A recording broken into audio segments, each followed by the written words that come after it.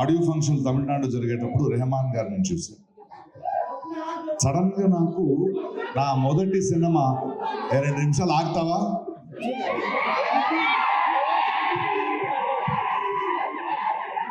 కొంచెం బాధ్యతగా మాట్లాడుతుంది.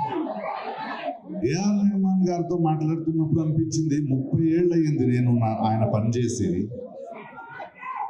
3 దశాబ్దాలైనా మేము ఇంకా సినిమాలో ఉన్నాం అనడానికి గర్వంగా ఉంది.